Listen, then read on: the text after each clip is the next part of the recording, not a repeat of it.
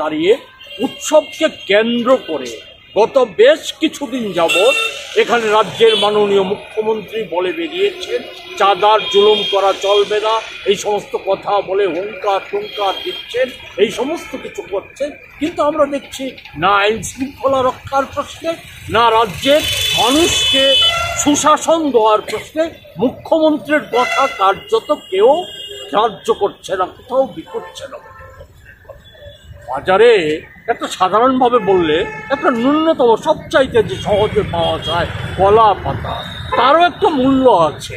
কিন্তু আজকে আমাদের রাজ্যের মাননীয় মুখ্যমন্ত্রী এমন একটা জায়গায় চলে গেছেন যে উনার কথার কোনো মূল্য নেই।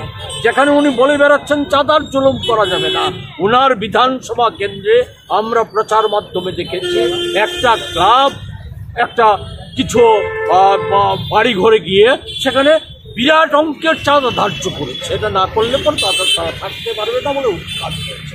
কোনো বিচার নেই, কোনো কিছু নেই। এখানে সম্প্রতি আমাদের রাজ্যের মাননীয় মুখ্যমন্ত্রী ডাক্তার, ওনাকে সব পরিচয় করিয়ে দিতে গেলে ওনাকে বলতে হয় আমাদের রাজ্যের মাননীয় মুখ্যমন্ত্রী ডাক্তার মুখ্যমন্ত্রী বলে পরিচয় করে দিতে হয়।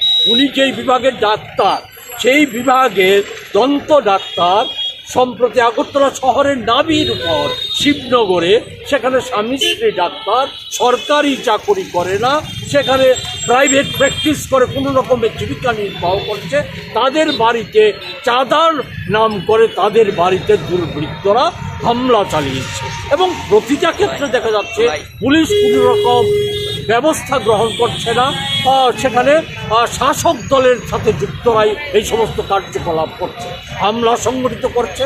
ওনার মা, বয়স্ক মা, ওনাকে আহত করেছে। সেই জায়গায় দাঁড়িয়ে আবার পাল্টা তাদেরকে গ্রেপ্তার করার জন্য পুলিশ প্রশাসনের উপর তারা চাপ সৃষ্টি করার চেষ্টা করছে। এই অবস্থা গোটা রাজ্য জুড়ে, কত উপমাদন গোটা রাজ্য জুড়ে আজকে চলছে। তাই এমন্তর একটা অবস্থায় দাঁড়িয়ে আমরা আজকে নীরব প্রতিবাদ করার জন্য আমরা কালো ব্যান